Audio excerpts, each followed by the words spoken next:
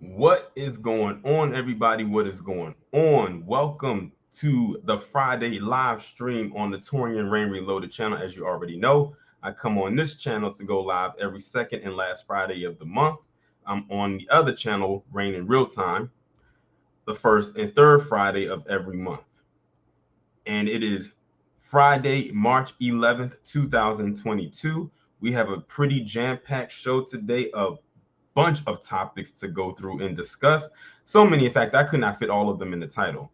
But if you look at the description of the stream, you will be able to see what topics I will be talking about and what I will be discussing on the channel today.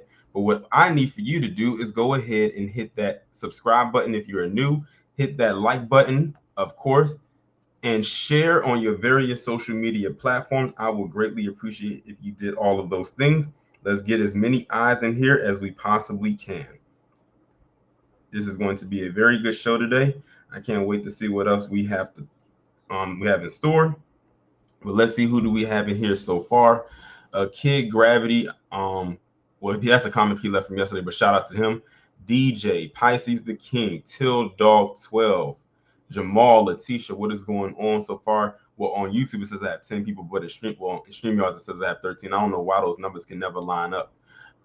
What's going on? Jonathan Richards, he said, hello, T. I like your shirt. Appreciate it. Yes, this is my Black Panther shirt. I've actually had this shirt for a couple years now.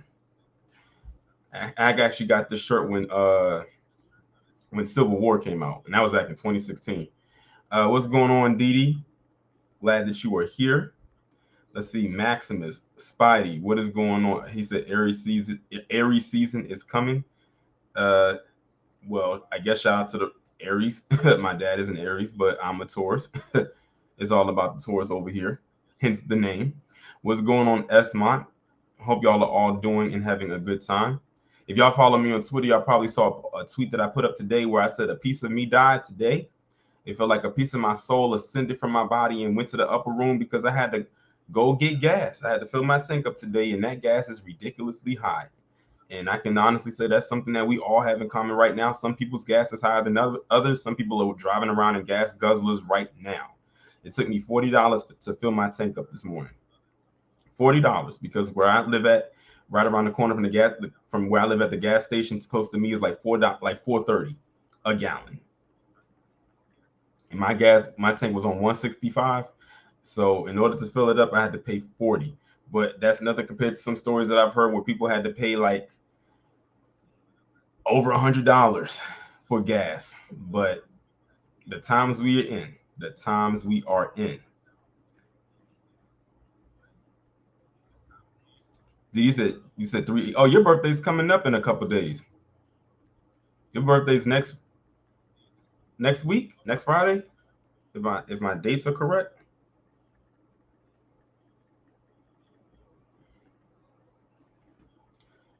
Jonathan said I had to pay 40 for the first time here in ATL. And thing, like some people saying $40, you're lucky. I said, yeah, it's nice that if you have to pay $40 one time and don't have to pay it again, but you're gonna have to constantly keep going to the gas station if you know you're driving. I said it's the residual amount of times you have to keep going to pay for gas is what it is. And that adds up because the next time you go to fill your tank up, you might be paying more than 40 because gas is going to change by the time the next time you have to go. And y'all can't tell me that they're not diluting this gas. Like this isn't like pure all complete gas. Like they're putting something in it to help it burn faster to keep you constantly going to the gas station. Like I don't think it's any gas station in America right now that is under $4. I think everywhere is over $4. $4 is like the minimum right now. But I was actually looking at the when I was in the gym that they're doing my cardio, they were showing like clips of people getting gas. I saw them gas gauges going over $100. Like them things was constantly just rotating upwards. That's why I said like people who have sports cars or trucks, I don't know what to tell you. Y'all better pull out your bike, pull out a scooter, something. Jamal, you said George's birthday is next Sunday. Well, happy early birthday. My dad's birthday is actually the day after yours. His is the 21st. His is that Monday.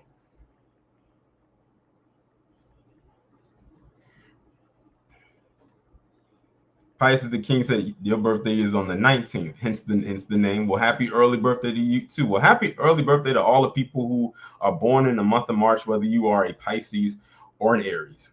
I've seen a lot of them pop up right here in this chat. But let's be clear here. The best sign is the one that comes after the ram. Let's just be 100% honest with ourselves here. I'm just saying. These are not opinions, they are facts.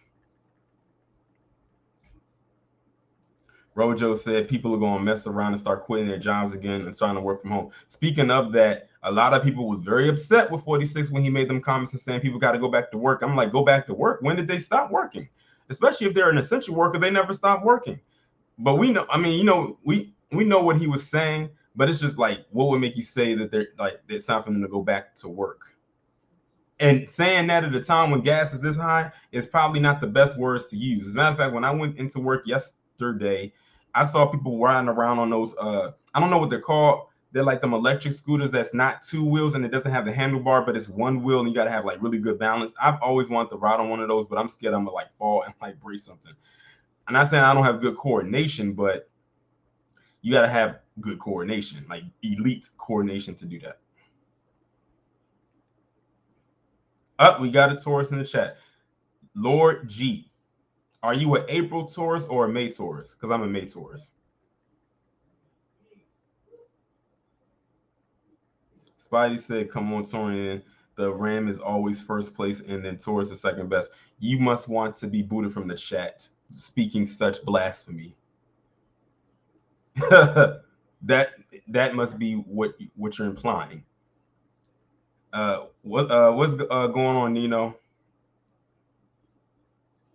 And shout out to Nino, because if y'all don't follow him on Twitter, please be sure that you do if you have a Twitter account, because he be going, and especially when Jay or Afro Elite, as many of you know him, when he has those Twitter spaces, he be going in on them Twitter spaces. And shout out to Jay as well, because he has been killing it lately with these Twitter spaces. I don't know if I could bear to do 4+ hours worth of Twitter spaces, because you have all different types of personalities that come through there.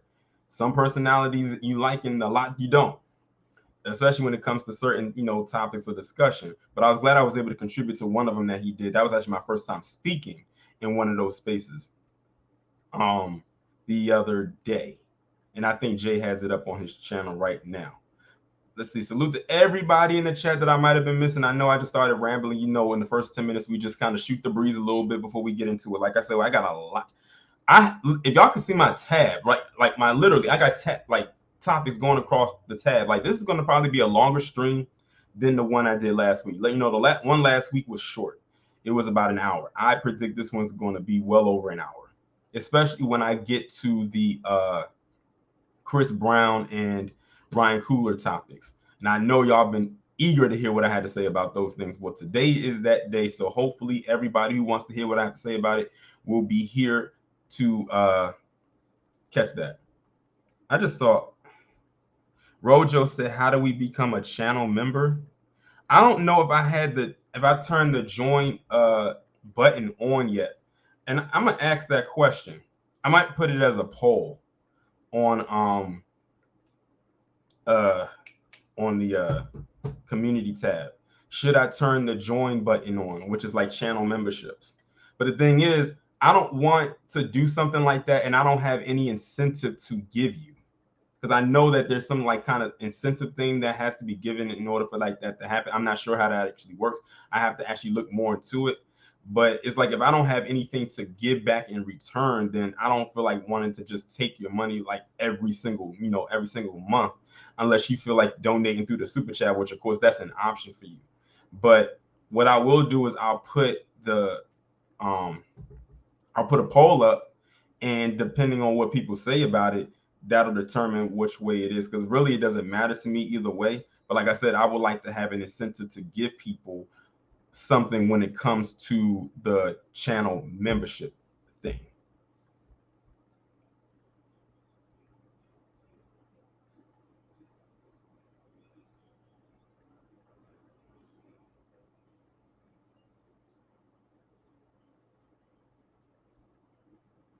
Said no. It said YouTube didn't notify me again, and I had my settings set to all. I think if you send a 30-minute notice, It doesn't notify again. I don't know what it is. For some reason, when I found whenever I go live on my other channel, the notification goes out.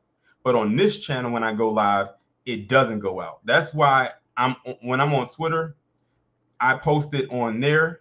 That's why I always say that it's very imperative that if you have a Twitter account to follow me on there, because you will definitely get notified that way. Or if you don't want to make a Twitter, get in the Discord, because I post it in there too. Whatever I post onto Twitter, I post in Discord, and vice versa.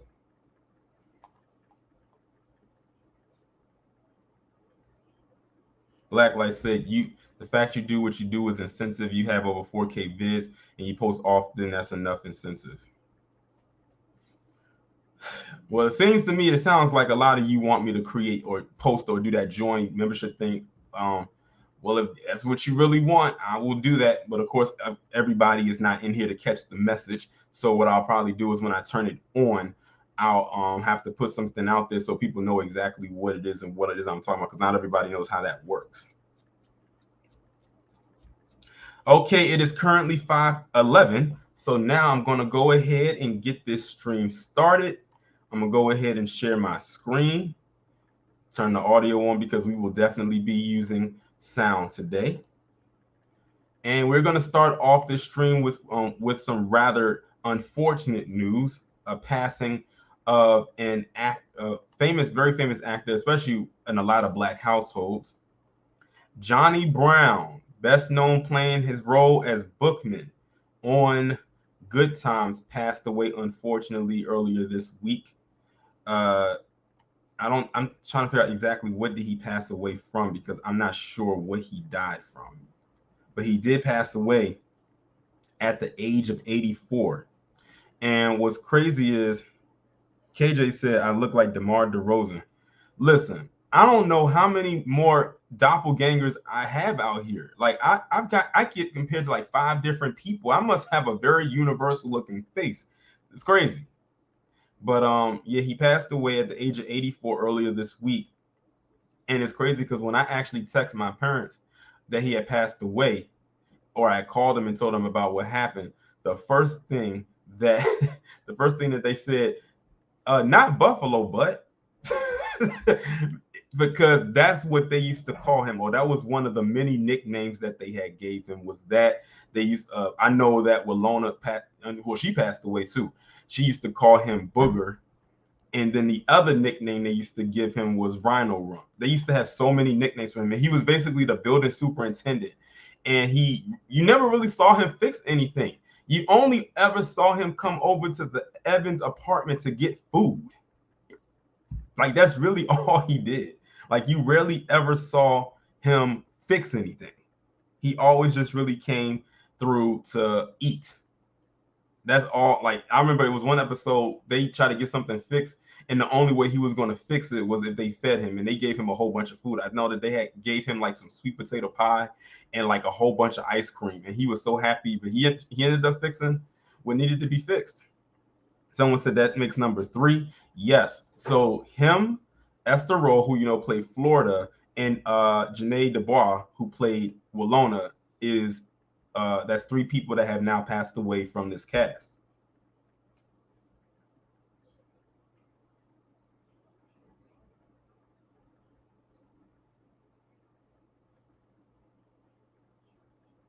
Ashton said he was bruh man before bruh man.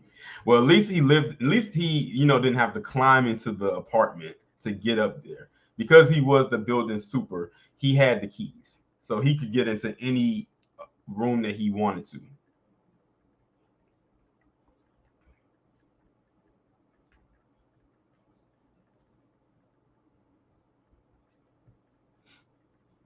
But yeah, he definitely was a funny individual. This is what I really know him most for. I know that he's been in other things, but this is what he's really famously known for more than anything that he's probably ever done in his career. And I think he came in I think his character came in around the time Penny did. Of course, Penny was played by Janet Jackson. Well, I think he might have came in slightly before then, but then when she came in, that's when his character became more prominent, to the point where he ended up getting bumped up to a series regular rather than just a reoccurring character that came in and out of the cast every now and then. Oh, you're right, Gary. You're right. I'm glad you said that. He's actually the fourth person to pass. I forgot about Ben Powers. He was the guy that played Keith, who was Thelma's husband. I remember that because he came much later. I forgot about him. Yes, he did pass away. I forgot. Thank Gary. Thank you for telling me that. He did pass away a couple years ago. So Johnny Brown makes the fourth person, the fourth cast member from Good Times to pass away. I forgot about him. Redley, no. Thelma is still Bernadette Standis, who plays Thelma. She's still alive. She's still very much alive. Everyone else, all the kids are still alive. JJ, Michael, Thelma, Penny, and I'm gonna say John Amos. They're the only ones who are left in the cast that are still alive. Florida, Walona, now Bookman, and Keith are all deceased.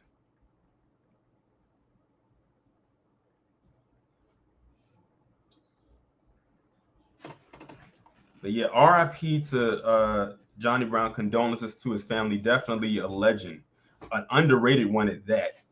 I feel like he didn't get his flowers though the way that he should have. But let me go ahead and move on to the next story. And we're going from the more sad stuff. Now we're going into the questionable things. My goodness, I hate when these ads pop up.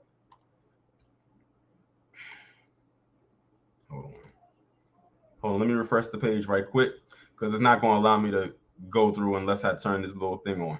Okay, so this story right here, many of you probably are unaware of, but I said, should I talk about this in a pre-recorded video or wait to the stream? And the thing is, I found out about it this week. I said, let me just save it for the stream because something really is going on here, and I'm trying to get to the bottom of this. So first we had Mike McDaniel, who they pushed out there as this quote unquote black man, who we know is not black. He definitely doesn't claim it because he's a human being after all, and his dad is black. That's what he said. Then you had that Olympian who they tried to push out there as she was black, but when you look at her dad, who I guess the ethnic one, is like, nah. And now you have this guy right here whose name is Rene Jones, one of 4 black CEOs in the Fortune 500 on his secret for success. You have to tell your story. Now, y'all tell me this. Does this look like a black man to you? Does it? Like, I'm trying to figure something out here. I'm asking for a friend. Now, I have seen pictures of his parents. Unlike Mike McDaniel, who we still don't know who his dad looked like, I have seen pictures of this guy's parents. His mother pretty much, to me, looks like a white woman, and his dad has like the same complexion as me. But I said his dad's genetics must be weak as hell if he pulled the majority from his mother. Because if you look at him right here, he basically looks like his mother. He looks like a male version of his mother because his mother, like, he has his mother's whole face. I'm not lying to you. Like, he has his mother's whole face. I see absolutely no features of his dad. None. But they are trying to convince us this man is black. But one thing is this. He said he's one of 4. I'm trying to see what the other 3 look like. The other 3 must be as black as the B in the word black on that I'm highlighting right now. But they made sure to pump out the one that has the question mark over him.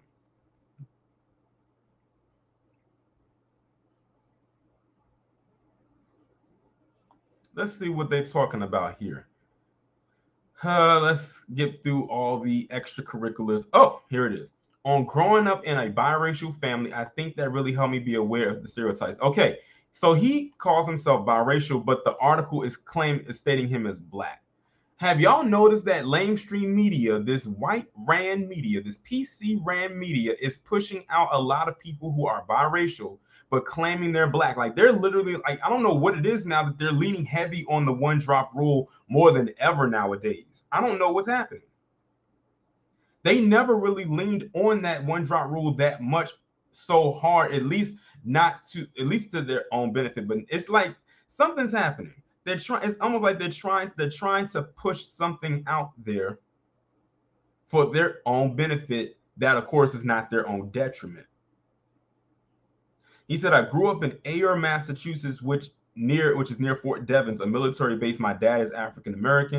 In 1941, he decided to join the army early at age 17. He went overseas and met my mother in Belgium. At age 19, she was 17. They decided to come to the U.S. in a mixed race marriage in 1946. Now, think about what we know about that period, 1946 through the 1960s. When I tell my story, I typically never talk about that. No, the shock in that doesn't surprise me. Then people tend to open up and ask questions that are different than they might have asked otherwise. It changes the possibilities of our relationship. I'm the youngest of 6 kids with an 18-year span. We cover every shade of the light to dark spectrum in terms of complexion. And with the military base nearby, your friends come from all over the world. My friends were from Samoa, the Philippines, Korea, Barbados, and all over. I think that really helped me be aware of stereotypes and things that puts limits on people. Let's see. It was very common for me to be in one setting which was predominantly black and actually be seen as a bit of an outsider. And the opposite was true as well. Someone would point out my brother and his race or one of my sister's race, and when they didn't realize we were family, it really made me think a lot about the assumptions that we make about people. You never really shake that.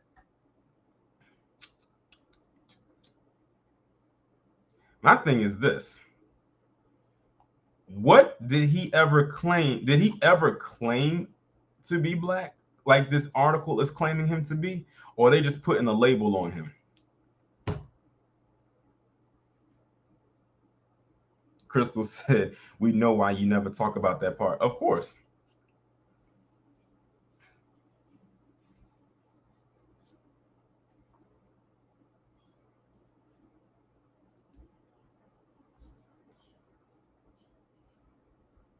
But yeah, like them trying to pump out and say that this man is black when he doesn't even claim that. He doesn't even claim that. He said he comes from a biracial family. They could have just led with that, and I was like, okay, okay, it is what it is. But to say that he's black, and like I said, what do the other 3 CEOs look like? I said they must look a black in appearance because they sure did not waste time to put him in the front. I'm just saying. But like I said, pay attention to what they're doing. Mike McDaniel, that Olympian, I forgot her last name. I know her last name was Kelly, and now Rene Jones. And this article was posted on February 27th. And the other 2, Mike McDaniel and the Olympian, were also in February as well. So they put that out there because they needed something to post for Black History Month. And this is what they came up with. They think they slick.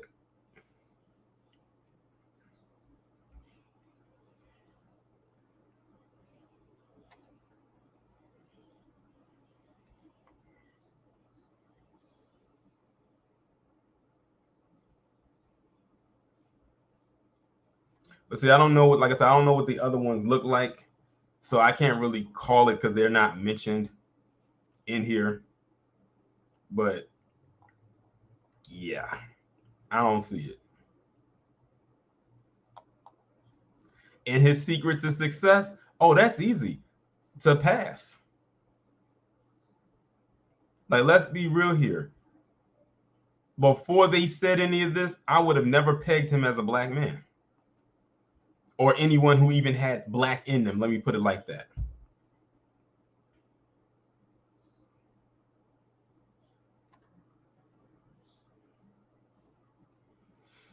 But anyway, let's move on to another story. And this one's coming out of the Ukraine. Now, follow me here. This is going to be very interesting. So, you have a lot of people who are in Hall T. They want to change the up and everything like that. They don't want to identify as what they were born as. So they want to get the operation, cut something off here, replace it with this and all this other stuff. Well, In the Ukraine, they said, nope, you may have done some alterations to yourself, but if your ID says this, you stand behind. And that's exactly what's going on in the Ukraine with people who are in the trans community, because according to Vice, it said trans people are stranded and alone in Ukraine following Russia's invasion. So that means that, they might end up trying to make them suit up. It says trans people in Ukraine tell Vice World News they are fearful of trying to escape Russian forces in case they are prevented from leaving by authorities. 2 Ukrainian trans women said they can't leave Ukraine or even safely travel through it because of their identification documents say male and mention their old masculine names. I guess they forgot to go and get that changed. Live from NYC said, if you can pee standing up, you can stay and fight. Hey, let this be a lesson to the Hall T community here in the States. If something pops off over here, the same thing that's happening to them over there can happen to you. I'm just saying. It says some trans people have even been advised to lose their ID by human rights groups in order to get out of the Ukraine. Trans campaigners estimate this issue is leading to hundreds of trans people in Ukraine being left in serious danger and feeling completely alone. One trans woman says she is terrified of being stopped trying to leave Ukraine and being forced to join the Ukrainian army as a man, especially because authorities are stopping men aged 18 to 60 from leaving. Another Ukrainian trans woman is too scared to leave her accommodation in fear of transphobic attacks. She's the only person left in her neighborhood. They thought that making that switch was gonna, work in their favor, but they didn't see this coming. Interesting.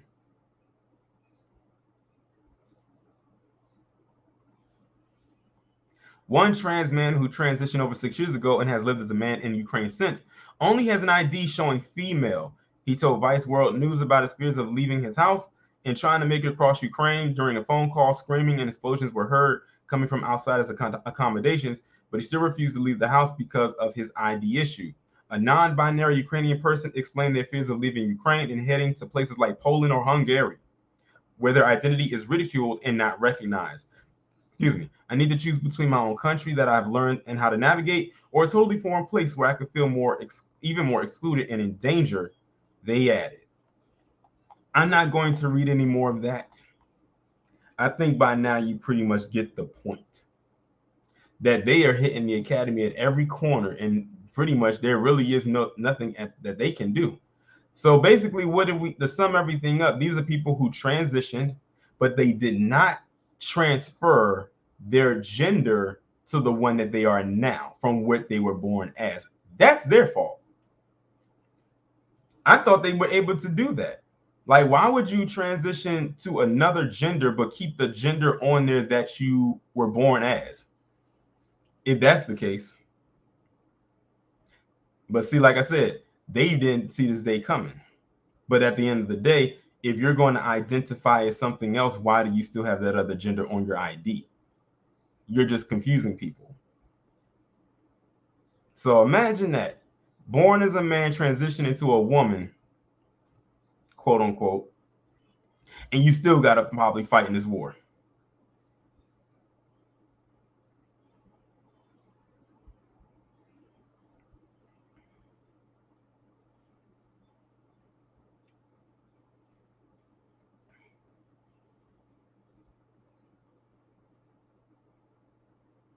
KJ said everybody wants equality until it's wartime.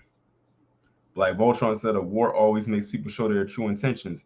I don't hear no more feminazi babbling either. Jennifer Way said, hold my earrings.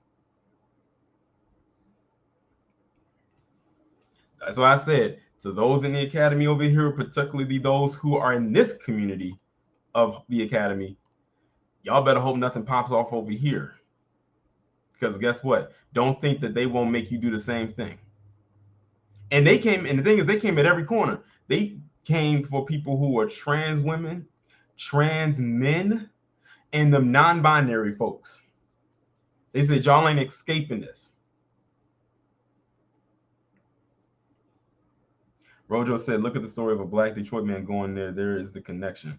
I saw that story, and it's like, I don't even want to waste my time talking about that idiot. If he wants to go over there, like I said in somebody else's post who wrote that, I said, happy trails, good luck, and Godspeed. Talk about, I'm going to go over there. Idiot, go right on over there then. And hopefully you make it back. But speaking of people who are stuck somewhere, let's talk about Britney Griner. Britney Griner, WNBA player, playing overseas, and is currently stuck overseas. So, it says WNBA star Britney Griner detained in Russia. What we know and don't know about what's next. I tried to find a more older article with this because so much other stuff has come out since then, but I tried to get to the beginning of it, or as much to the beginning as I possibly can. This is WNBA star Britney Griner is being detained in Russia after customs officials said they found cartridges of hashish oil in her luggage at an airport near Moscow in February. The timing, legal experts and league sources agree, couldn't be worse, coming amid Russia's invasion of Ukraine and a collapse in U.S.-Russia relations. I'm trying to figure out what in the world was she thinking traveling with that.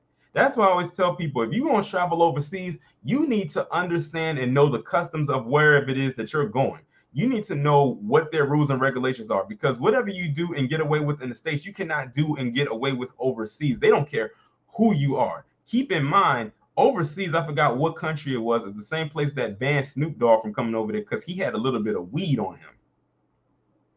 And I'll take it a step further. Remember, Tariq Nasheed, he got banned from being in one of those countries to show one of his Hidden Colors films. And he hadn't even set foot in the country yet. And look at Otto Warmbier. Mr. I want to go to North Korea for a vacation. What possess you to do that? And mess with their property. And they send him back home almost in a box, practically.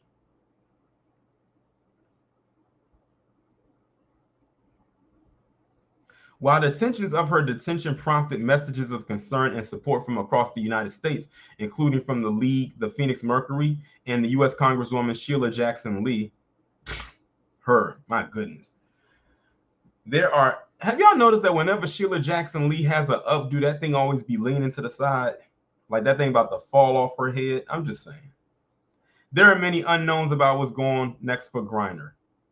Her agent, Executive Vice President Lindsay Kagawa-Kolas of Wasserman Media Group, has said she is in close contact with Griner's family and her legal representation in Russia, and Griner's wife, Sherelle, posted a message on Instagram asking for privacy as they work to get her home. In an interview with ESPN, U.S. Congressman Colin Allred said Griner was detained by Russian officials on February 17th. Allred said the House Foreign Affairs Committee, on which he is a member, has been in contact with U.S. personnel at the nation's embassy in Russia, though he said none of those employees has been able to see Griner. According to Firestone, Griner has been charged under Russian Article 229.1, illegal crossings of a customs border with illegal narcotics, which can carry a sentence of up to 10 years in prison. If it is determined she has a significant amount of more than 2.5 grams, she could face 10 to 20 years.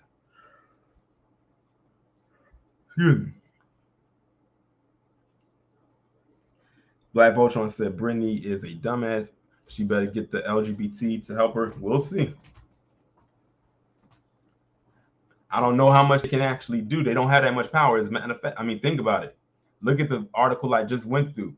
The trans people over there, they about to make them stay behind and fight in this war. So I don't know what they gonna have her do.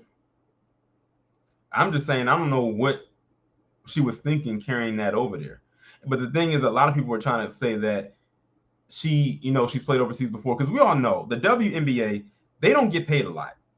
Those women do not get paid a lot at all. It's some people who work regular jobs who get paid more than they do annually. So what do they have to do when they're downtime? When the season is over, they go play overseas.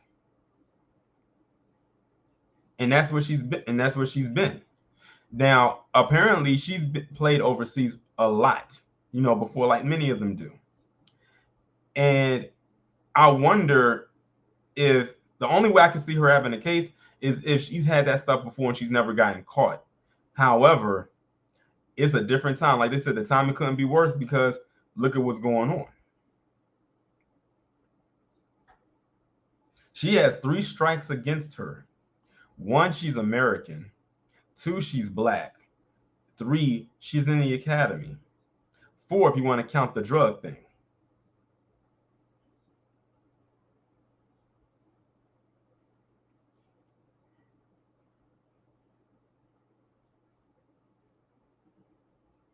They said Russia has a strong anti-drug culture.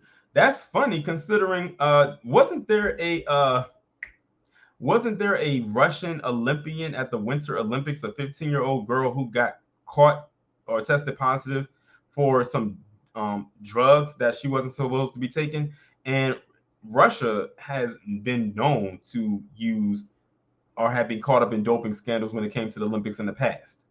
We've talked about this. So for Russia to say they have a strong anti-drug culture, that's kind of hypocritical. I'm just saying. I find that very interesting.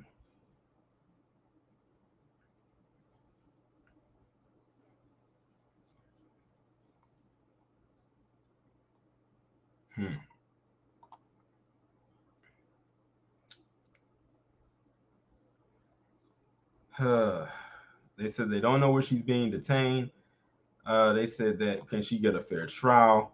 They said if it's treated as a typical criminal case, she'll have her own Russian attorney who will try to strike a deal with the prosecutors. And it says odds are she'll have to make some sort of confession, one that is likely to embarrass her. They'll want their pound of flesh, one attorney experienced with such cases said. Man, it's not looking too good for her. Oh, let me read this part. It says the Russian government has enacted laws aimed at scaling back rights and fomenting societal intolerance of academy people in defense of supposed traditional values. Griner has opened about her sexuality since she started playing in WNBA. Players who go to Russia have said they're aware of the climate, but felt they wouldn't be targeted because they were high-profile guests in the country and would be protected by their teams. Ooh, not likely. Not likely. But generally speaking, the Russian government is not friendly toward the academy, and the fear is that Griner's sexuality will hurt her case. And I think somebody wrote it in the chat and said that Russia is not academy friendly. Well, there it is, right there in black and white. Yeah, right now, Britney has a lot working against her rather than for her.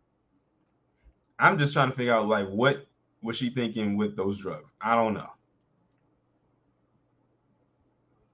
But what got me was when they were saying that they thought that because they were high profile guests. My thing is this: how many people overseas really know anyone in the WNBA outside of maybe a small, and I do mean a relatively small few people? But I bet you if LeBron James went over there, they'll know who he is. If Kobe Bryant was still alive and he went over there, they would know. Michael Jordan, enough said. So my thing is, how high profile are they really?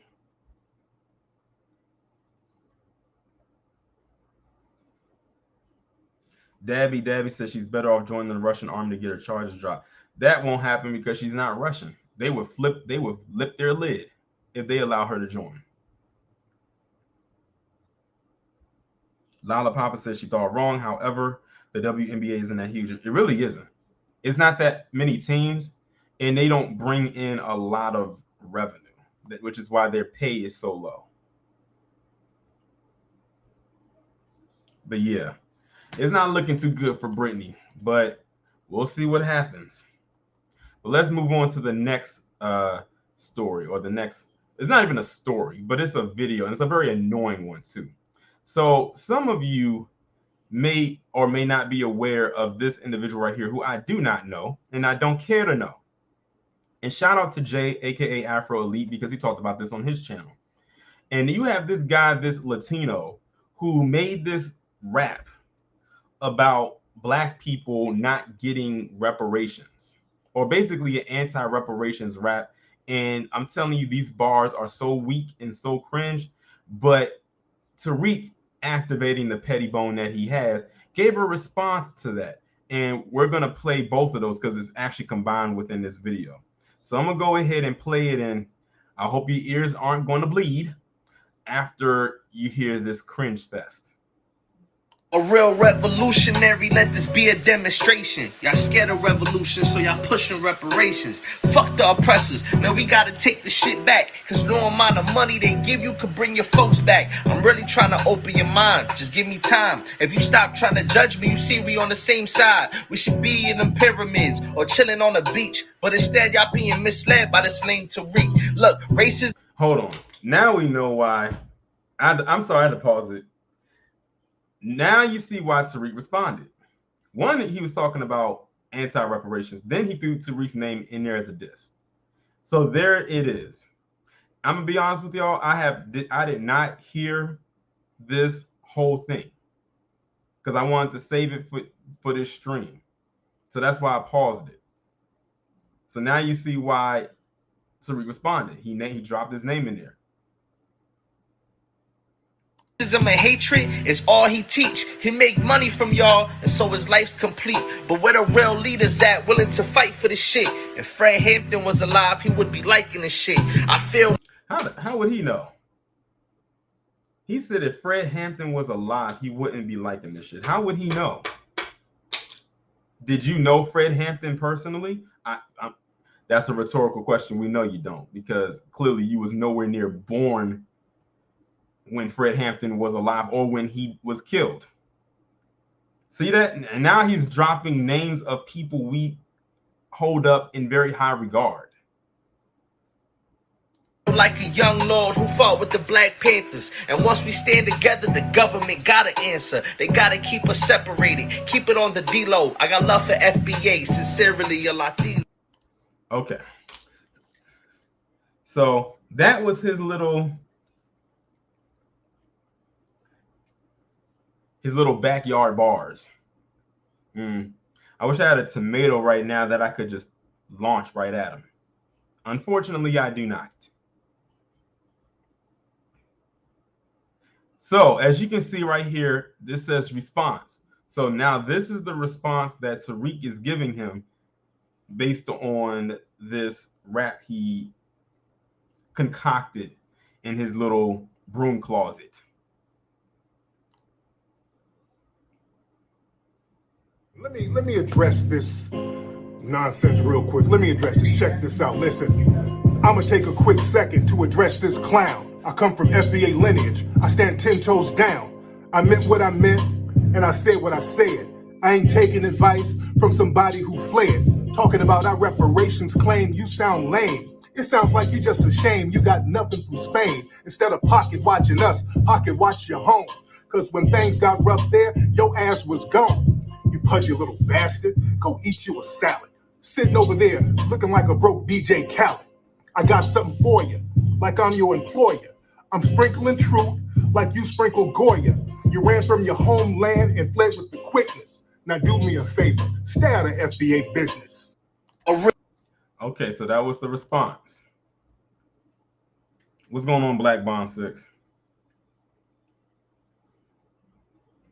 That was the response that Tariq gave to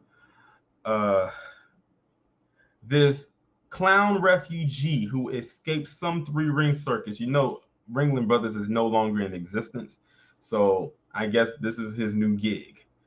But yeah, this is the response that he gave, and rightfully so, because, and like I said, I'm gonna be honest, I don't know if Tariq would have responded to this or not if he didn't drop his name in the little freestyle that he gave. But then again, maybe he would have. But I have yet to see a response from the Latino in response to what he said right here. And you're probably not going to get one at this point. It doesn't even really matter if he says it or if he doesn't. But all I have to say is this. So much for that so-called black and brown coalition, right? It doesn't exist. It doesn't exist. And that, what you heard before this, is proof of that. Going to come on there and make a whole little diss track talking about what we should and should not get. Who are you again? But this is to be expected. This is to be expected on a consistent basis from people like that individual. They want us to be stuck in a certain position because they know they're not going to benefit from it. So they don't want us to benefit.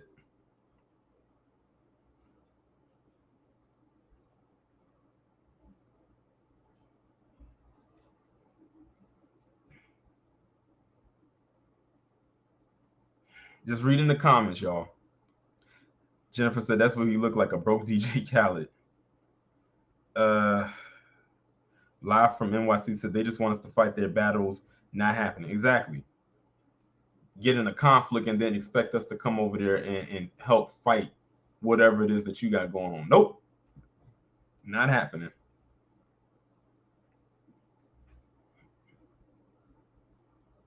Donna said they are all scared of what we would do when we get it. Oh well. And the thing is, some of them are so in fear about what we would do when we get reparations. Honestly, if we get what is owed to us, many of us aren't really checking for them like that. So I don't know why they are so worried. We just gonna go and do our own thing. It's just the fact that what really scares them is not physical repercussions, but more of monetary repercussions. Basically pulling all of our resources away from them. That's what's scaring them right now. Just look at like how the Asians been acting towards black people, especially when Woo It was really popping off like that. They know they get a lot of their money from us, especially when they plant their businesses in our neighborhoods. And then since we couldn't support them, and it's not because we didn't want to, it's because we really was in a position where we couldn't. And then you had Woo It coming from Wuhan in China, in Asia, where most of them have been imported from. That didn't help either.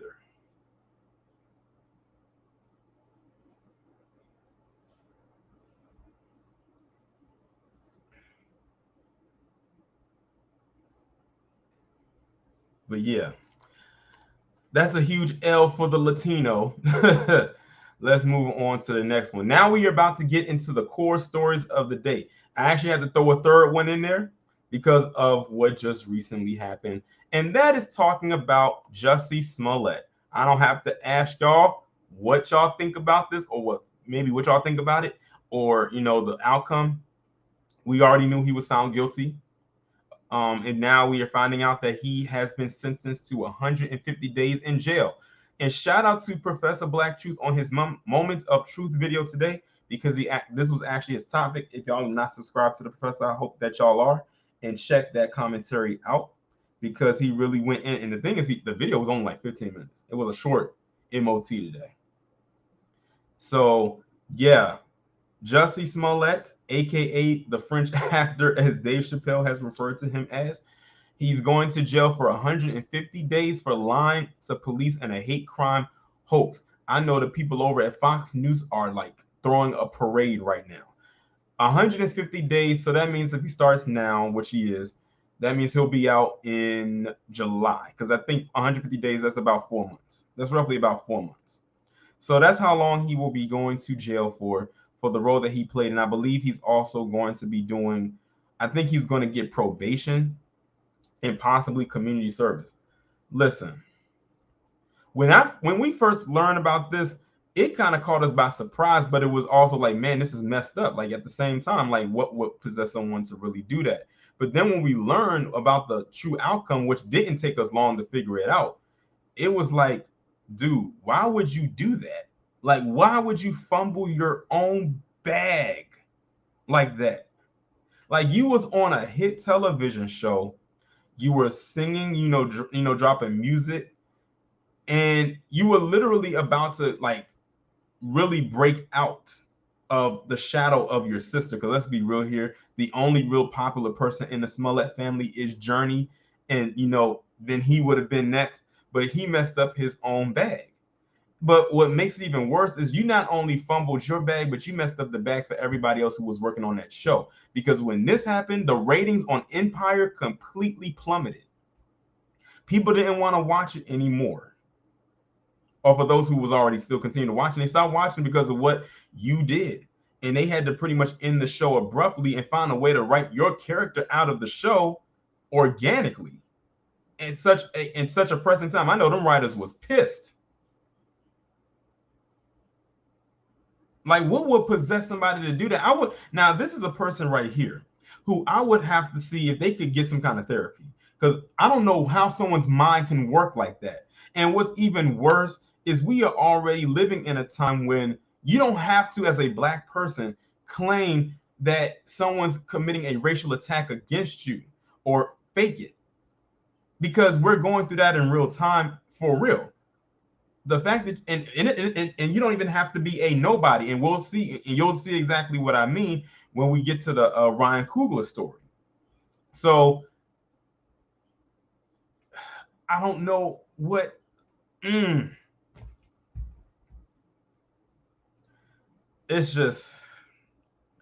a big ball of confusion for me. Like, I don't know what would possess him to do that. But I did hear that his family, they went berserk when they learned of the sentencing that he would get. And that's to be expected, because that's his family. But one thing that I will say is this: it's very odd that someone would get this length of time in jail when they weren't even committing harm against anybody except themselves. I can see why they did it, because like you faked a hate crime, and when you didn't even have to do that. But at the same time, how many of these Karens out here be faking the funk and they don't get nowhere near 150 days? And we know their lives be getting a lot of Black people, especially a lot of Black men, hemmed up. And they don't get nothing. Did that barbecue Becky ever get any time in jail for them lies that she told back in 2018? Because I don't think she did.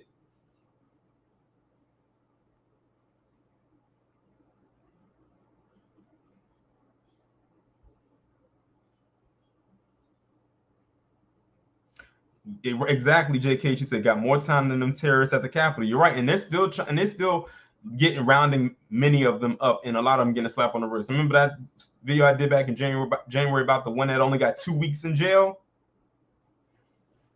They had people that literally ran up into a major federal building, one of the most recognizable federal buildings in the world, and many of them got a day, a week, 2 weeks, a month, or so forth. And he got 150 days. This is going to be on his career is pretty much done. I think he has to accept that, because this is going to be on his record for the rest of his life. They're going to make sure that thing is stamped and marked on his record for the rest of his life. Then he's going to have probation after he's out. He might have to do community service. And they're going to hang this over his head. Like, whenever they talk about, like, whenever a racial thing happens, they're always going to refer back to this.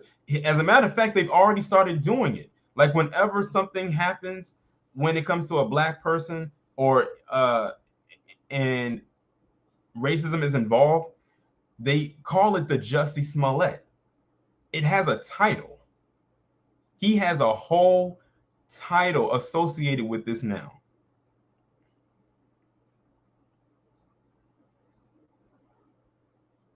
Jennifer said, I don't even think Tyler Perry can fix this. Probably not. I mean, you never know.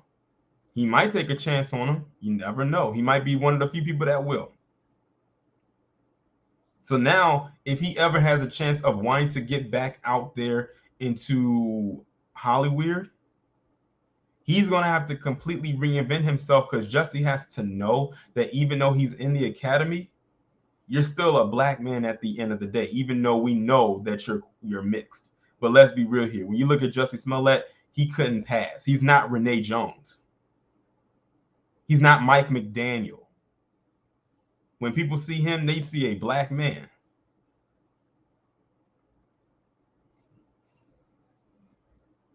He doesn't have the privilege of, say, a Robert Downey Jr., who can be strung out on drugs for God knows how long and reinvent himself as Tony Stark, to the point where he's reinvented himself so much that people don't even bring up his past drug issues anymore. They don't even allow them to ask that in interviews. But they're going to constantly bring this up. So if he ever gets back out there and starts acting again, whoever takes pity on him, he better be prepared for them onslaughts of questions. How was your, time in jail? What did you do? What did you eat? What did you do in your spare time? How was it? Everything else except for what they're supposed to be asking about, because mainstream media is nosy like that.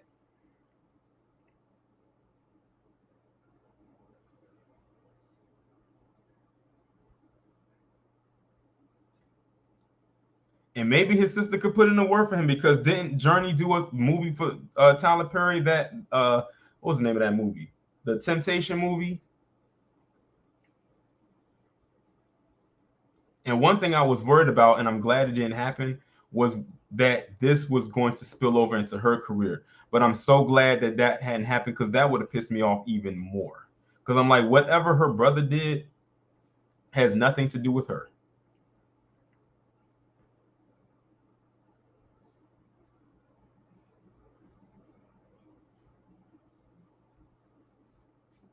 Jennifer, you going in today. She said Jussie gonna have to stand back for like 4 years and come back later with Tyler Perry, bad wigs, or 50 Cent got a Power Book 72.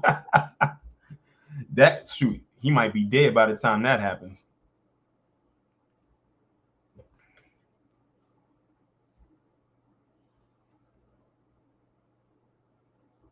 Henry Jackson said book deal and Lifetime movie coming.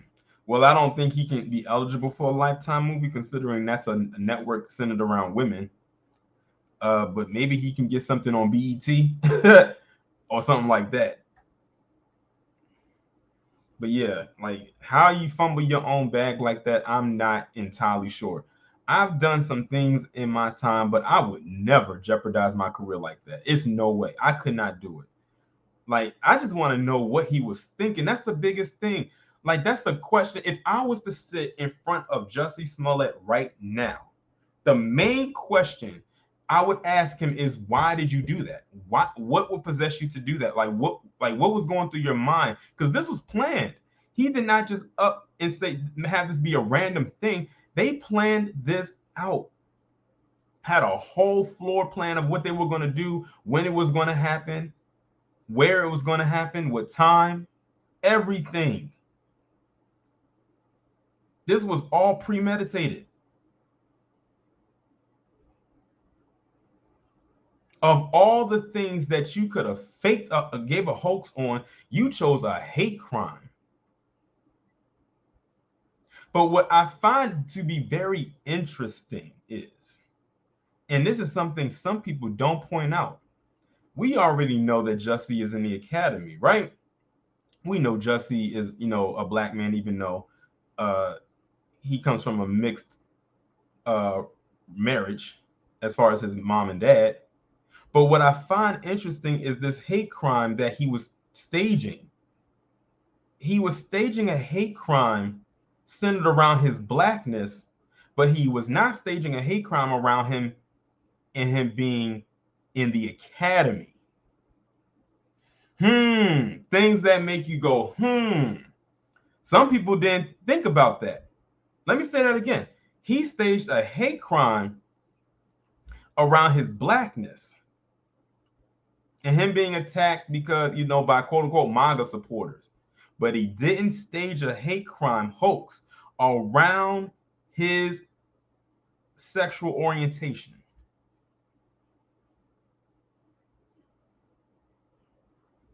I was like, interesting. So Jussie, that makes me, that begs, that sends some red flags off for me.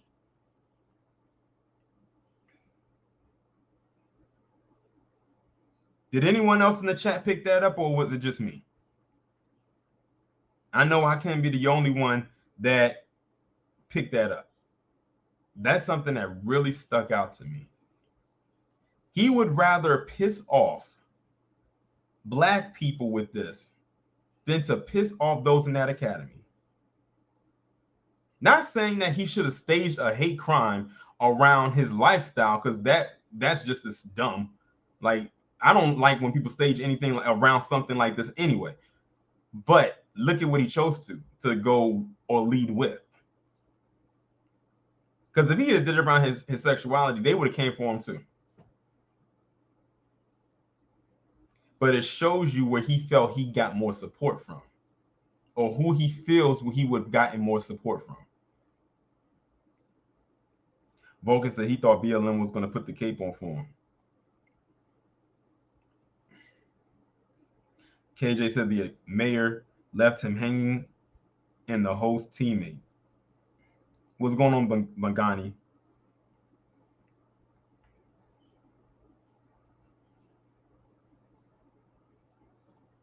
Nino said he's scared his handlers who set him up to do this going to go after him in jail. That's why he's kept screaming he's not suicidal.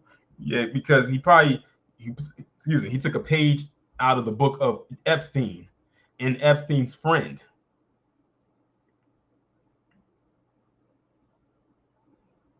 Listen, Jesse, I have a feeling you're going to make it to your 150 days.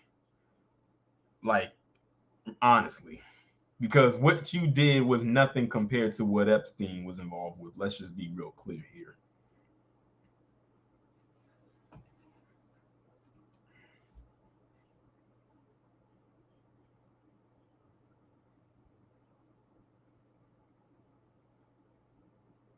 DSA once said he thought he was going to get some sympathy from the side he views as secondary.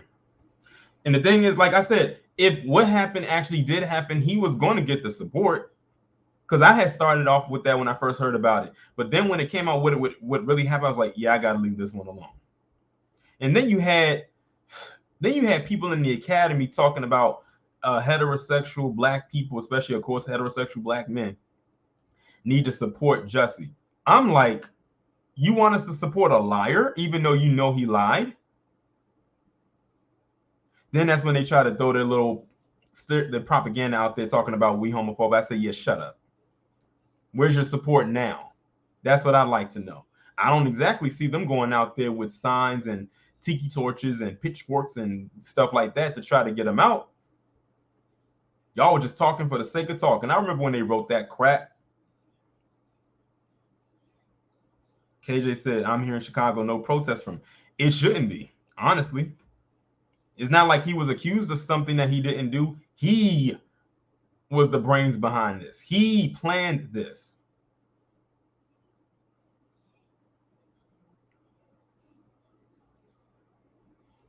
So, see you in 150 days. That's all I got to say. Let's move on. Now let's get to our second to last story, and that is Chris Brown. Woo! All I got to say is Chris Brown, bravo. Encore, encore. Everyone take a page out of Chris Brown's book. This is how you deal and handle business. When someone's trying to bring you down, this is how you handle it. See, I knew it was a reason that Chris Brown wasn't talking like that. I said this in Harvey's video about this. I said he was holding on to those receipts until the perfect time, and the time is now. 9 months worth of text messages that he was holding on to from this thirsty thought who thought she was going to accuse him of rape when all it was a quick wham bam thank you ma'am and send her on your way. Well, guess what? They have revealed some of the text messages, and they have the audio of her talking to him in a call that they made a while ago that pretty much emancipates Chris Brown of this whole situation, and from what I heard, got her dropped as a client from the lawyers that she attained. At this point, she's wide open for attack. Chris Brown needs to hit her with everything she can and go after the media. I said go after TMZ first and work his way down. Because TMZ, they stayed, they stayed on Chris Brown's head for years.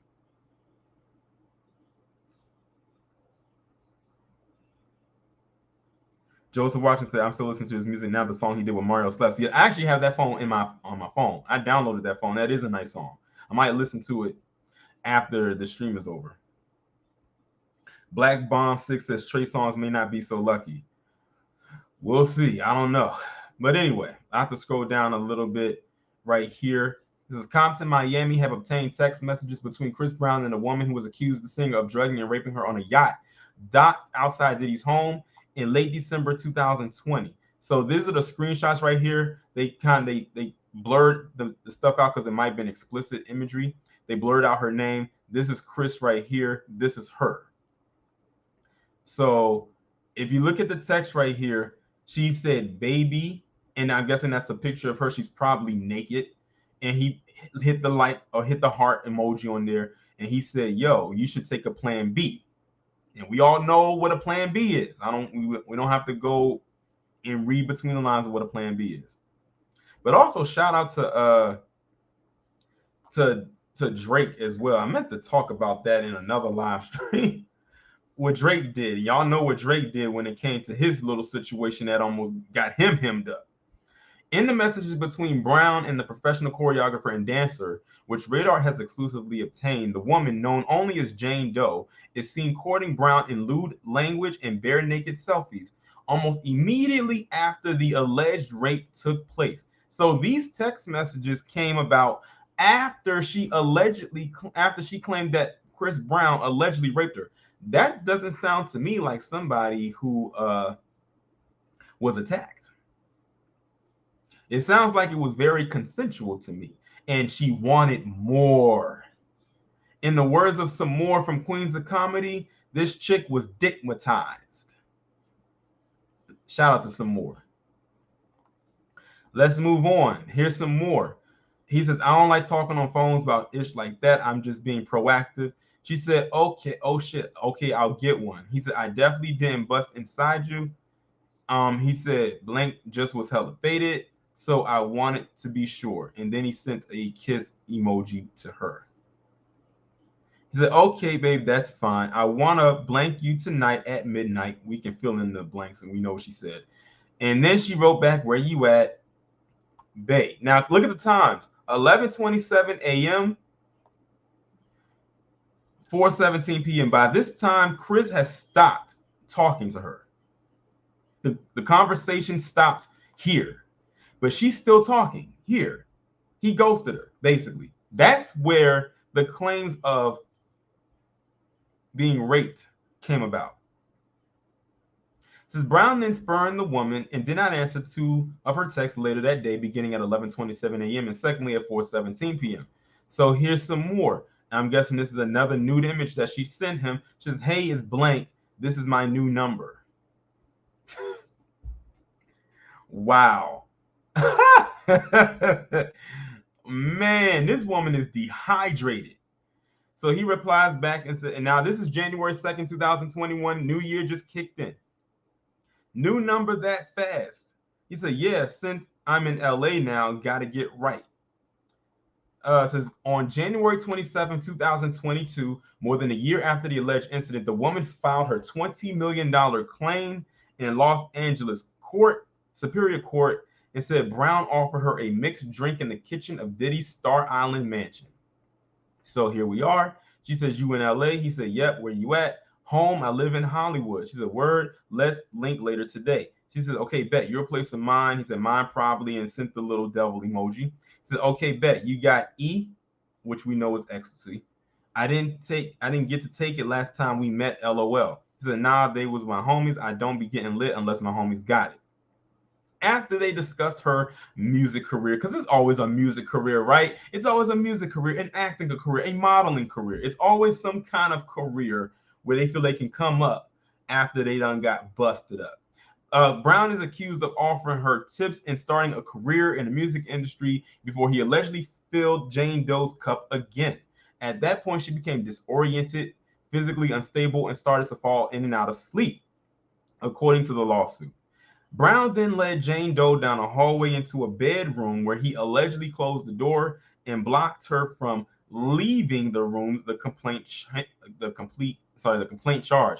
Then it says right here, okay, we can be chill tonight. I'll try to find some. What you doing? And now she's leaving the almost crying emoji. So look at the dates: January 11th, January 13th. She's talking to herself again. What's up? I had some ish to handle yesterday. She said, where you at right now? Wow, what's up? I wanted to come over. I'm bored. And now it's January 15th. Make some time for me tonight. The lawsuit alleged that Brown, age 32, then undressed and raped the woman, ejaculating inside of her, saying he was done. The following day, according to the complaint, Brown allegedly demanded that Doe take the Plan B. And she said, sorry, fell asleep, and I'm no longer on my period, SMH. And I have a question. Do you just be wanting to F me? I know that's what it says. Or can we hang out like on some chill-ish during the day? I know you be busy, and it's cool if you just want to F. I just want to know my role.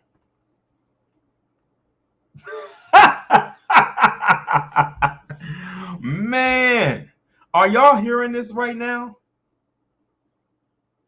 Are y'all hearing this? She says, I just want to know my role. If you haven't figured your role out by now, I don't know what to tell you. He's letting you know what your role is. She wants a whole relationship out here. He doesn't want to be seen with you in public. He understood the assignment. Apparently, you didn't.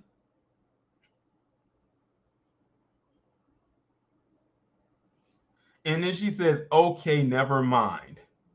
I guess she got the hint. And then she sent him yet another nude pic of herself. However, the text message evidence appears to question the drug and assault allegations. For his part, Brown is pursuing legal actions against the woman and is cooperating with the investigation in Miami. So here's another picture of her. What you doing, bae? Now we're in February. Now keep in mind, these text messages that we're seeing right now are from this year. So these are recent. She was still texting him. And she says, you what? February 20th, I'm coming home with you tonight. We at the same party, LOL. March 17th. I'm sorry, these are last year's. I'm sorry. I got my dates wrong because clearly March 17th has not come here yet. So this is last year, apparently. It has to be. Where you at? Appreciate the dono, my Kim report. And she says, I'm sorry, I'm high as F. I just wanted to come over. She's talking to herself the entire time. He's not responding. He's not responding to her. Let's see. Law enforcement have been provided dozens of text messages also that revealed Jane Doe moved to Los Angeles soon after the encounter with Brown and tried to hook up with him at least 4 times in the last year. So she literally moved across country just to be closer to someone who only was there for a little bit of time to screw around and keep it pushing. I'm sorry, like she says, but good night. April 4th. Where you at? Can I come over? May 5th. Happy birthday, baby. And shout out to the Tauruses because Chris Brown's birthday is the day after mine. May 4th, 1989. So, yeah. Friday, May 7th. Where's your skate party? She's stalking. This is a whole stalker. Sunday, June 27th. Will I ever be able to see you again? Monday, August 23rd, another nude image. Missing you. She said in a message nearly 9 months after the Miami incident. You were honestly the best D, I know that's what she said, I've had. I just wanted again. Why are you playing with me? The woman also sent unsolicited nude images of herself to Brown, along with the messages during which she admitted she was high and asked Brown if he had E, an abbreviation for ecstasy, the psychoactive drug. So now she sent another nude image. She said, missing you. You were honestly the best D I've ever had. I just wanted again. Why are you playing with me? And then she sent an audio. And I'm guessing this right here is the audio that I'm going to play in the next tab. That has to be it. Thursday, August 26th at 8:58 a.m. I knew full well I wasn't pressing. Here we are. Lawyers for the woman have yet to respond to a request for comment from Radar in a past statement. Attorney George Verbeck of Verbeck Adams and Company Incorporated said he intended to hold all parties accountable so that we might begin to eradicate this behavior from our society. Our client deserves justice, the same justice that all victims of sexual abuse deserve. This is, you knew full well I wasn't pressing you about no. Well, you know, you told me to stay, and they're going to try to play me. Now that's crazy. I didn't deserve that, but you definitely got it. Jane Doe is seeking $20 million in damages as well as punitive charges and attorney fees against Brown. Good luck with that. Good luck with that. So that was all of the text messages. Now I'm going to play for you the audio that was sent in that text that I showed you. Let's listen to that. What time is it? Put the time and date. Well,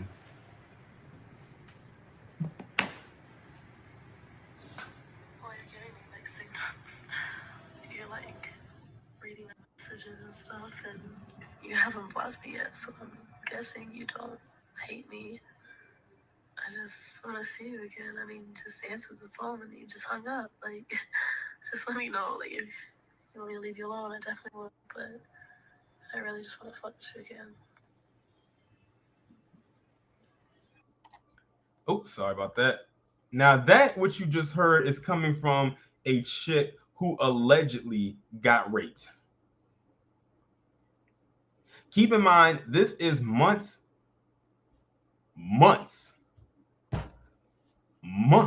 again later. The only reason she claimed that that happened to her is because Chris Brown didn't want to mess with her again. This is a woman who she met him one time, they screwed around, and that's all it was supposed to be. But she wanted it to be more. He knew what it was. Chris Brown lives in an industry where he could pretty much have any woman he wants, and probably has, honestly. But he wasn't thinking about her in a relationship type of way, but she, in her mind, planted it as that. She thought she was the one. Hopped herself from Miami to California to move, to be closer to him.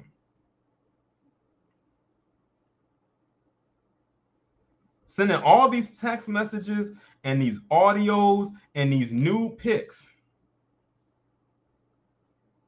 And when he basically slammed the door in her face and told her to move on without slamming the door in her face and telling her to move on, then she gets upset and says that Chris Brown did this, that, and the third to her.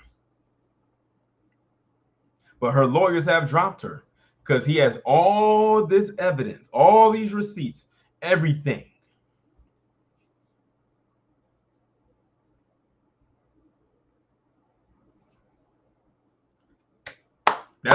This is probably the motion and hand motion that Chris Brown is doing right now, just washing his hands of the situation.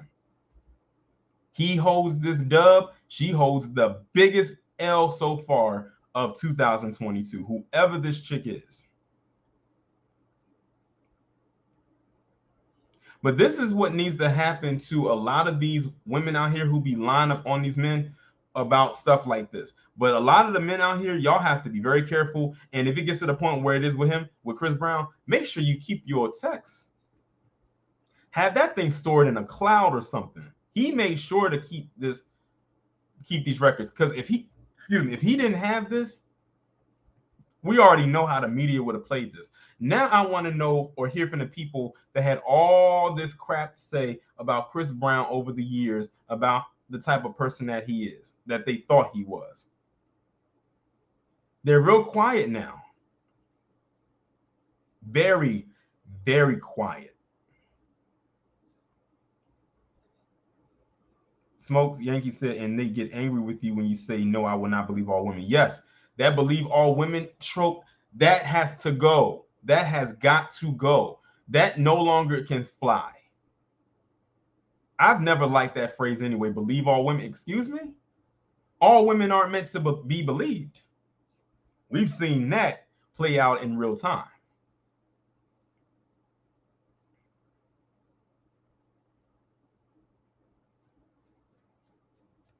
And I feel they should expose her. We need to know what she looks like and who she is. I would ask where she works at, but it sounds like to me that her job was stalking Chris Brown. And I don't think you can file stalking in taxes. So that wasn't a job.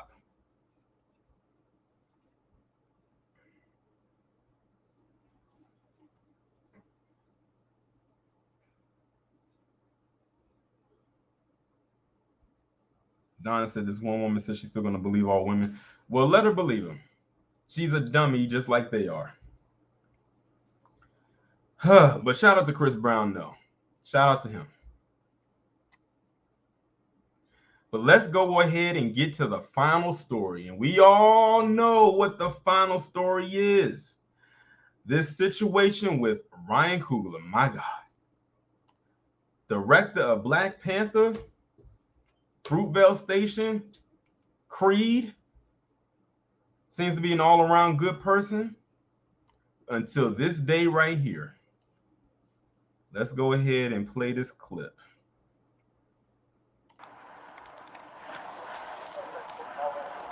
And by the way, I didn't know that this happened back in January. I'm thinking that this just happened this week. But this happened back in January of this year, and they're just now releasing the body cam footage. Hey, sir. Hey, man. Do me a favor, man. Come this way. Whoa. Put your hand behind your back. Change it on my back. Got it. Is there any reason y'all doing this, bro? Give me 1 second. Hold on. Is that more the bridge, right? No, sir. Hey, 204, one other thing. Fellas, I really shouldn't do it. You know what I mean? What's going on, my man? Trying to put money on my own. You said what? Yeah, what's up? This your phone? Yeah, sir. Baby nurse, y'all have her detained right now? Say again? The baby nurse, the Filipino woman that was in the back seat, y'all have her detained right now? Yes, she's being detained at this point. All right. Can you, did the officers explain what's going on while we're out here? Not really, man. All right, so we got a call based. I heard somebody ask me if I passed the note. Yeah. This might have been one of these doors. So basically, we got a call, and from what we got the call, it seems like someone was trying to rob the bank. Something about you passing a note to the teller, something to that effect. Can you just tell me what's going on? Or? Yeah, bro. It's a medical assistant that works in my house and prefers me paid in cash. Every time I make a withdrawal to pay her, you know, because it's a large amount, she works a lot. Yeah. You know, if I don't write down on the note how much I went out, and then I don't want it ran through the money counter right there at the desk, the whole bank ends up looking at it because they just bring money going through the money through the account. And I don't feel safe. Getting money out like that. So every time I go to withdraw it, you know, I put the amount, the account I want it taken out of, and I put my own card in, and then they usually take me out like, oh, it's just get the money from me. You know what I'm saying? The teller, she started to freak out. So she didn't even match the account with his ID that she gave him. So I need to double check to see if that's even the account, his account. See what I'm saying? Because if that is his account, then what is he doing that wrong? You know what I'm saying? I stated to the officers that arrested me that had their Glocks out. Yeah. That I was pulling money on my own account. I understand. I put my own bank card in there before the lady went in the back. You know what I'm saying? So we have to confirm that. You gotta understand. We don't come out because of the seriousness of the call. We don't just come out, and unfortunately, in a situation like that, you don't get the benefit of the doubt. We detain, and then we ask questions later.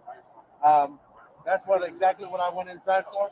Basically, we got a call from, I believe, the teller saying that someone slipped a note. Basically made it appear as if the bank was being robbed by somebody. They gave a description and things like that. That's why we came out and we detained everybody, like I explained to him. Unfortunately, in those situations, we take an abundance of caution because we don't know what's going on. That's why you were detained. Once we figured out that they called, and she's saying that I guess he wasn't speaking and passed their note, and that's why she was nervous and stalling. She white or black? I have no idea. I didn't talk to her. Okay. So there it is right there. That's the clip right there. So you saw the whole thing right there. Now, I'm not a person who works in a bank. I've never worked in a bank. Had to go in the bank, of course, plenty of times in the past to, handle business, do what I had to do. But this is absolutely this is remedial, to say the least. So you had Ryan Coogler, who of course we all know why he was in Atlanta. He's shooting the second Black Panther movie. Probably almost done with it because the movie is slated to come out in November. So they're probably getting ready to start filming, like finish filming and probably go more into the post-production part, which is of course the editing part. And he's going to the Bank of America to get money out of his own account. He hands a slip to the teller that has a note on it basically saying that he wants to withdraw $12,000 from his account. And, he wants to be discreet about it because nobody wants, because if you don't say that, they'll count that money out there in front of you and there's people behind you watching. So he wanted to be discreet about it. If y'all remember, I did a video about a Black woman in Texas who went and got, I think, $4,000 out of her bank account. It wasn't a Bank of America. She went and got $4,000 out of her account, and somebody followed her like 30 minutes to her home and attacked and robbed her of her money. That's why people like to be discreet, because the thing is, when you are pulling a certain amount of money out of your account, you cannot go to an ATM and get it. He could not go to an ATM and pull out $12,000. They said, oh, you got to come inside, because that's a lot of money. We don't keep that amount of money in the ATM machine. There's only a certain amount of money you can pull out at a time. That's why you can only deposit a certain amount of bills at a time. I know with the bank I'm with, this says insert 50 bills at a time. It doesn't say how many, it doesn't specify what the bills have to be, but just 50 at a time. And if there's any trolls in here, make sure that y'all get rid of them. If there's any trolls. I haven't really seen any, but I'm just saying. But he gave her the slip and wrote on there to be discreet about the $12,000. And then she goes and she presses the button to alert the police. Now, based on comments that I have seen where people have who work in banks, from what I've been told, they said whenever someone robs a bank and they get the money, then you press the button after the robber leaves. You don't press the button while they are there. That's what I've heard. And hopefully some people in the comment section can confirm for me what it is. Now, you heard Ryan say also in this that he inserted his card into the thing to confirm it. He enters the PIN and he has his ID. The teller has all of this information to confirm his identity so she can see his name is Ryan Coogler. Who doesn't know, especially being in the Black community, if you don't, who doesn't know who Ryan Coogler is? There's, as far as I know, only one Ryan Coogler in America. I don't know anybody else by that name. But because he came in there with a mask on and his glasses, I guess he fit the description. Like Harvey said in his video, there's a lot of people who still wear their mask. And because he's a big-time director working on a film, he cannot afford to get sick. This is back in January, so they were still filming the movie.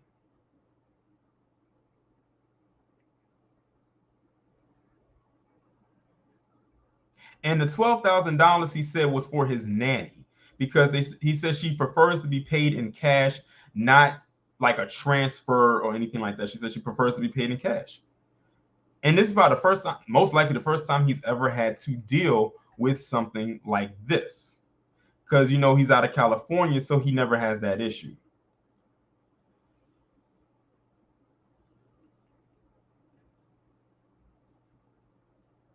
Now, when this first happened, many people assumed that the teller was white. You heard his friend right here ask, is the teller white or black? Now, this cop right here probably straight up lied, because I believe he was in there, and said, I don't know. They know, because they saw her. But many people assumed that she was a white woman. Well, plot twist.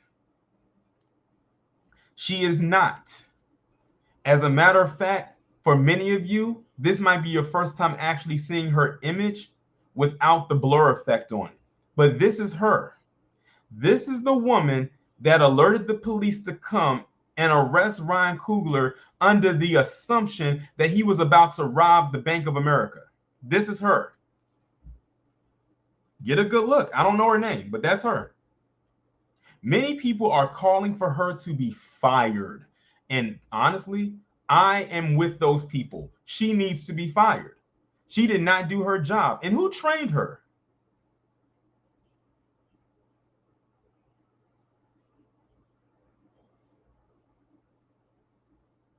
Right, Chris, that you said good job, officers, and the tape when he was escorted out.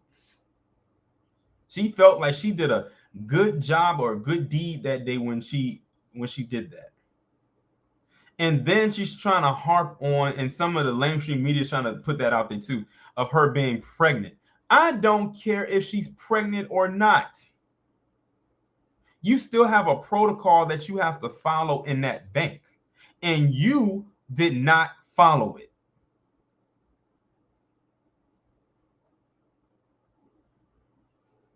And people wonder why I have the Blacarian series going on my channel right now.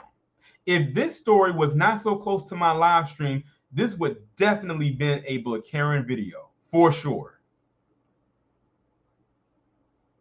But because this just came out this week, I said, nah, I'll save it for my live stream since it's so close to the day. She should be fired. And if I was Ryan Coogler, I would have to bring up charges against her. But being the guy that he is, he said he's not going to really mess with it. But the thing is, she's been exposed. So whatever the public decides to act, how they act with her, it's out of his hands.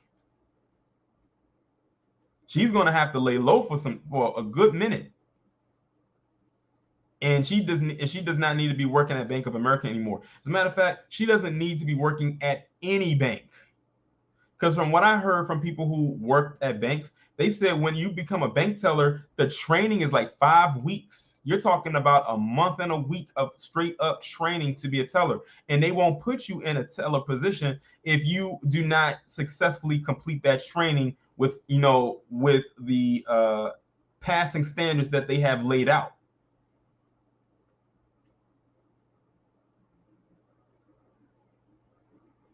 If she felt iffy about it, she could have easily went and got the manager. But oh no, she already had a preconceived notion. Seeing this black man walk up in there with a hoodie on, a black skull cap, a mask, a full beard, and glasses, and said just out of her in her mind, she planted in her mind what kind of man he was. Even after she had his ID, his card that he verified, and all of that. And when you look at the note that he wrote, that doesn't sound like the note of a person that would rob a bank. He was basically saying, hi, I would like to withdraw $12,000 from my account. Here's this, that, and third. And can we be discreet about it? That's it. All she had to do was follow the protocol, take him to the back, count the money out, and be on his way and move on to the next person. That's all she had to do. Now, many are questioning if Ryan was a white man, would she have done this? My response to that is a swift no. Because, they don't fit the description, right? And when it comes to those school shooters, they don't fit the description, right?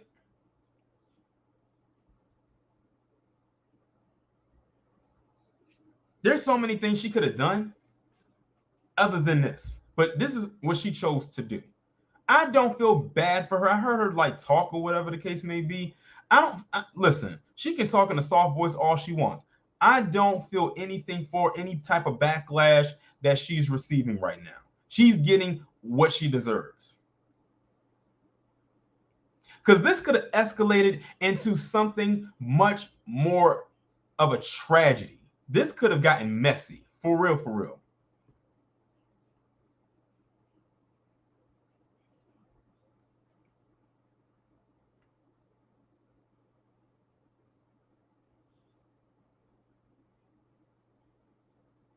So if she loses her job behind this, so be it. It is what it is. But I'm glad that I'm glad that Ryan is okay. The people that he was with was okay because they detained the people who was with him. The two people that were standing beside him at the end of the video, they put them in cuffs too because they thought that, oh, because he's with him, a potential bank robber, they were his getaway drivers.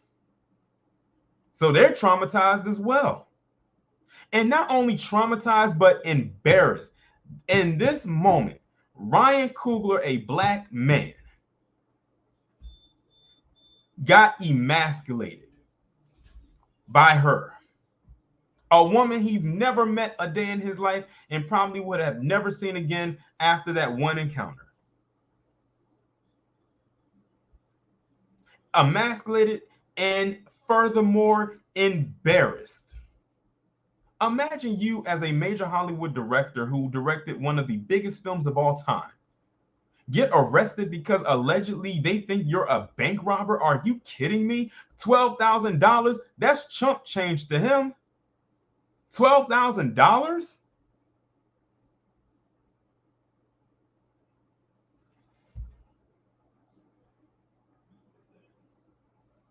It's like we can't win. And that shows you right there. It does not matter what your status is as a black person in America, and I'm talking to black men right now because this is what happened to you. It does not matter what your social status is in America. It doesn't matter how much money you have. As long as you have this, that's all that will be seen. Look at Dr. Dre a couple years ago. Some white bum parked outside of his home and started causing some noise. Dr. Dre calls the police. No, the bum calls the police on him. And who ends up in cuffs? The owner of the home.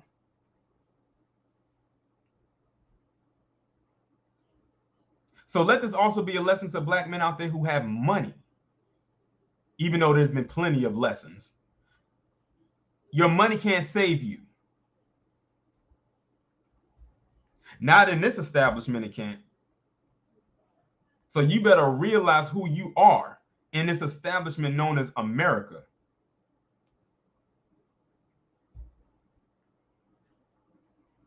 And is she married? Does anybody know if this woman is married? Because I can't tell because I can't see a ring. And I don't, well, that's the wrong hand. So I would need to see the other hand. Is she married? Because I need to know.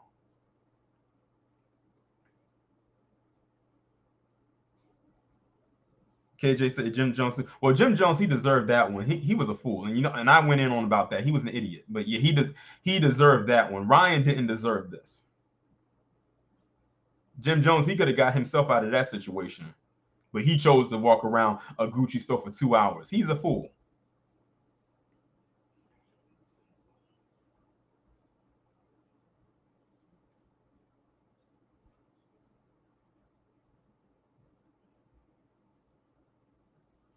I was just asking because I'm curious to see who she got pregnant by. I'm just curious. That's all. That's why I was asking. That's all I wanted to know. But yeah, I'm glad that Ryan and the people that he was with are good. It shouldn't have happened though. It should not have happened. If you felt that much, that you was panicked that much, you, like I said, you could have called somebody else to handle the situation and that would have been fine. But oh no, you wanted to turn into, you throw an S on your chest and turn into super witch and get this black man hemmed up and then talk about good job, officers. Now, I don't know if that was her or somebody else that said it because I couldn't catch it. They cut that part out of the clip.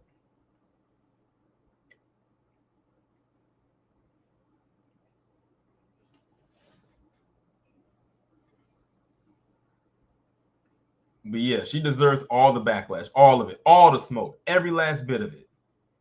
So much smoke you can't see to the other side.